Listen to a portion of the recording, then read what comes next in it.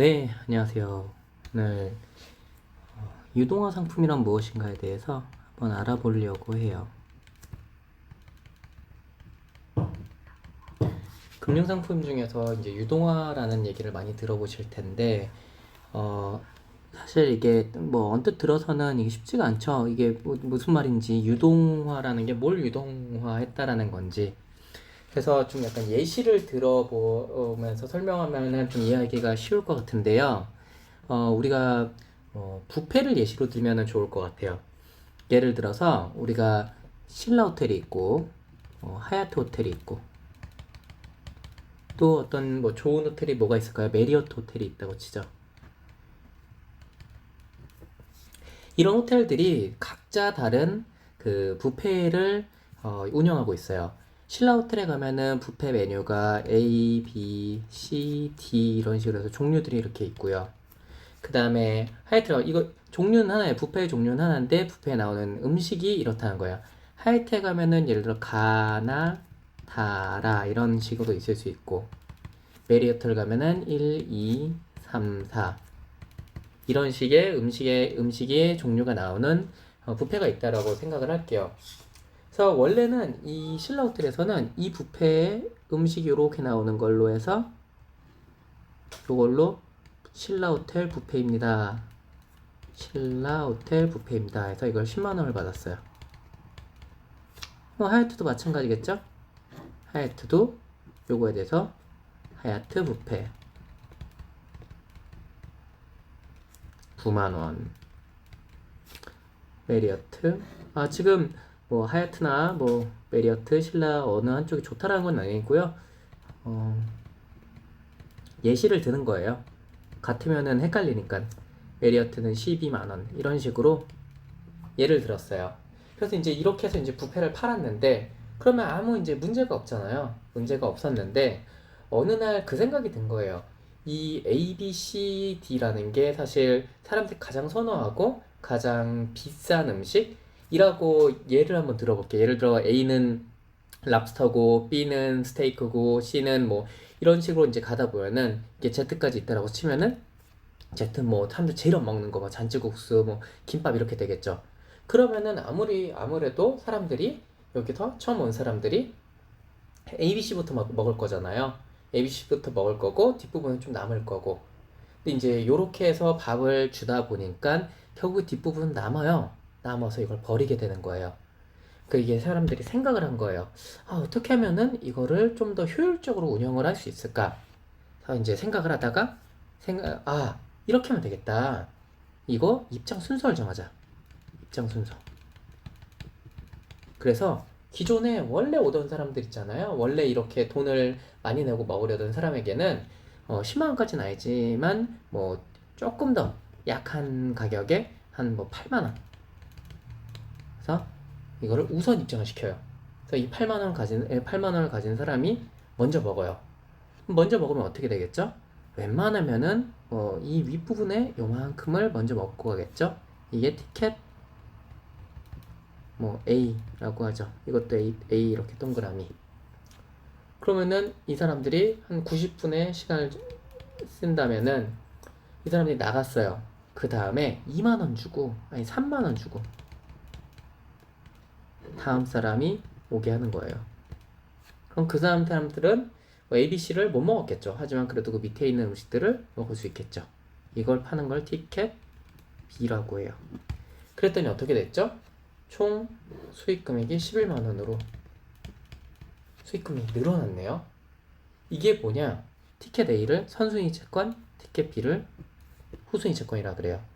그래서 이 신라 호텔이 가지고 있는 방금 전에 이제 A, B, C, D 이렇게 해서 팔았던 것들이 모기지 채권이라고 생각을 하면 주택저당 담보부 채권이라고 생각하면은 주택저당 담보부 채권의 선순위 부분만을 가장 좋은 주택담보 채권만을 모아놓은 부분에게 투자자에게 우선권을 주는 하지만 더 높은 이건 조금 반대예요. 여기서는 리스크가 더 적기 때문에 실제 채권에서는 금액의 쿠폰의 가격이 더 떨어지게 되겠죠. 하지만 여기서는 이제 사용자의 입장이기 때문에 티켓의 가격을 더 많이 지불하는 사람에게 티켓 A를 받을 수 있는 거고요. 하얏트도 그렇게 해서 이제 티켓들을 팔기 시작했어요. 쟤네들 저렇게 했더니 돈을 더 버네. 그래서 하이트 어떻게 팔았겠어요? 이것도 티켓 가. 여기도 티켓 나. 메리어트도 나도 그렇게 팔아야지. 그래서 티켓 1, 티켓 2 이런 식으로 해서 뭐 상당히 효율적으로 티켓들을 팔고 있었는데 이거를 이렇게 하다 보니까 티켓 B 보시면은 티켓 B, 티켓 나, 티켓 E 이게 생각만큼은 안 팔리는 거예요. 아무래도 티켓 A만큼은 좀 아무리 가격이 낮다라고 해도 사람들이 이 티켓을 그렇게 먹지는 이거를 그 정도로 수요가 있지는 않았던 거예요. 그 생각을 또 다시 하죠. 그러면 생각을 했더니 그러면은 그러지 말고 신라 하얏트 메리어트가 아닌 여기다가 잡식 호텔이라는 걸 만들었어요. 이 잡식 호텔은 뭐냐? 사람들이 뷔페를 먹어요. 먹은 다음에 이 뷔페에서 남은 티켓 값들 있죠. 남은 티켓에 해당하는 아이들 요걸 갖고 와요. 여기다 이렇게, 여기다 이렇게, 여기다 이렇게. 그러면 이 잡식 호텔의 음식의 메뉴는 뭐가 나올까요? 뭐 예를 들어 뭐 D, E, F가 나올 거고 뭐 라, 마, 바가 나올 거고 여기는 뭐 5, 6, 7 이런 식으로 나오겠죠. 그런데 이제 D, F에서도 사실 뭐 사람들이 꼭 반드시 이제 D, E, F가 맛이 없는 것만 있는 건 아니잖아요. 여기에서도 그나마 좀 괜찮은 게 예를 들어 E랑 뭐 라랑 5 정도였다. 그러면 잡식 호텔에 가가지고 이걸 다 모은 다음에 이걸 그냥 팔면은 사람들이 또 안 올 거잖아요. 여기에서 또다시 티켓을 다시 팔아요. 선순위 티켓을 또다시 팔아요. 이건 뭘까요? 이거는 티켓 잡. 네. 그러면은 이 티켓 잡은 아무래도 좀 이게 나머지 것들을 모아서도 그 나머지 것들 중에서 우선순위가 있으니까 사람들 입장에서 그래도 이 잡식 호텔에서 이렇게 남은 이제 고급 호텔에서 케이터링한 거 남은 거 갖고서 오긴 했어도 상당히 저렴한 가격에 나는 또 가장 이제 선순위로 가가지고 먹을 수 있네 라고 생각했대 하면서 이게 은근히 팔리는 거예요. 실제로 이거는 가격이 아까 말한 3만원이나 이런 가격도 아니고 훨씬 높은 가격에 파는데도 말이죠 한 5만원 정도에 판다고 해도요. 야, 그럼 이 밑에 티켓은 뭐가 될까요 진짜? 그럼 여기는 정말 이 남은 거는 뭐가 남았겠어요? 진짜 잡오브잡이 남겠죠? 잡잡이가 남을 거예요. 그러면은 정말 누구도 먹지 않는 뭐 그런 김초밥 같은 거 다 눌어 빠진 거 이런 것들이 있겠죠. 그리고 이제 메리어트에서도 제일 안 먹는 거, 하얏트에서 제일 맛없는 것만 남았어요. 이거는 아무리 팔고 싶어도 팔리지가 않아요. 그래서 원래는 이거를 쓰레기통으로 보내야 되나 라는 생각을 했었는데 한 번 더 생각을 한 거죠. 이거를 어떻게 보면 될까라고 생각을 했다가 보니까 여기 그 식품안전협회라는 곳이 있어요. 그 협회한테 가서 이거 식약청 보증입니다. 식약청 같은 곳이라고 치죠. 식약청에 보증을 붙여주세요 라고 얘기를 한 거예요. 저희가 돈을 낼게요. 저희가 위생 관련해 가지고 이거 맛있는 겁니다. 맛보증, 식약청 맛보증 보증탁지를 붙여주세요 여기에다가. 그래서 이 사람들이 그러면은 보증료를 내면 돼. 보증료를 내서 해가지고 보증료를 냈어요. 그랬더니 여기서 이제 뭐 좀 이걸 보더니 그러면은 이거 만약에 맛없으면은 저희가 책임질게요 라는 보증을 해줘요. 맛없으면 2배 막 이런 식으로. 맛없으면 2배를 냈어요. 이게 뭘까요?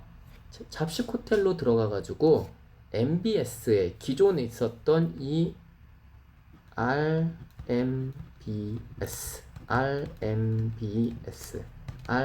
RMBS의 후순위들을 모아가지고 여기에다가 모은 후에 여기에서 선순위를 한 거, 이거 CDO라 그래요.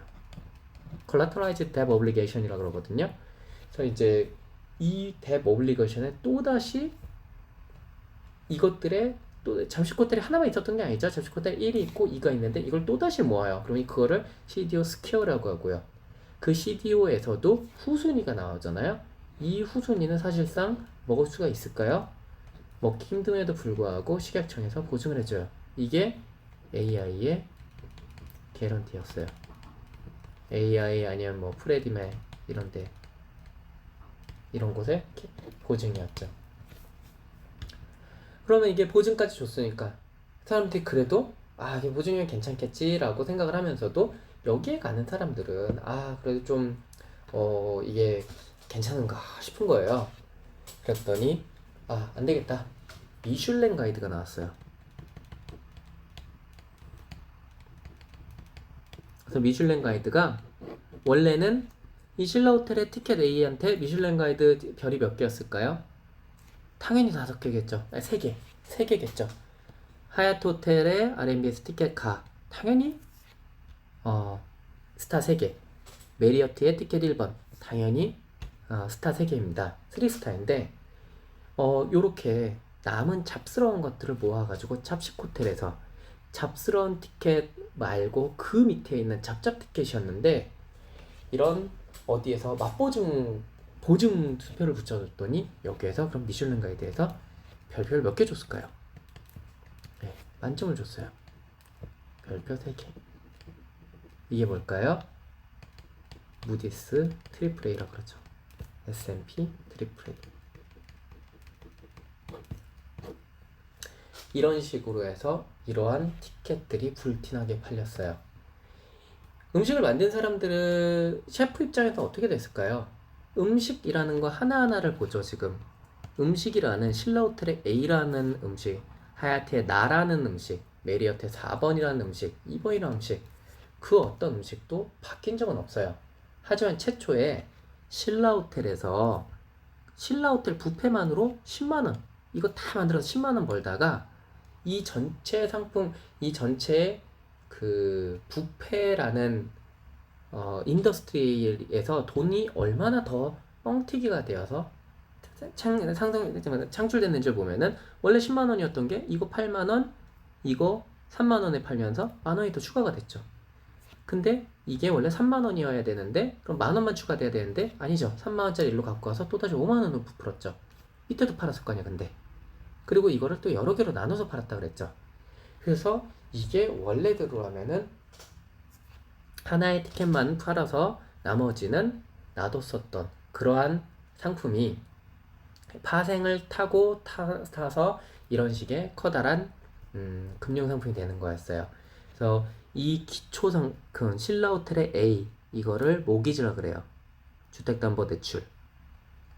그냥 일반적으로 생각하시는 주담대입니다.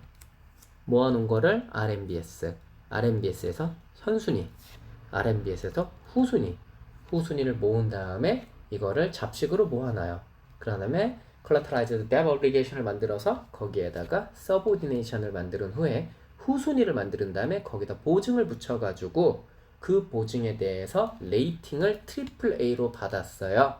그래서 이거를 엄청나게 비싼 가격에 미슐랭 3스타로 선전을 한 다음에 팔았죠. 근데 여기까지면은 상당히 여기까지만 해도 상당히 희한하긴 하죠. 왜냐면은 이 잡잡이 티켓의 퀄리티가 신라 호텔의 특급 뷔페와 퀄리티가 같다라고 나왔으니까요. 미슐랭 가이드에서 똑같은 3스타를 받았어요. 실제로 무디스와 S&P에서 똑같은 트리플을 줬습니다. 이상하잖아요.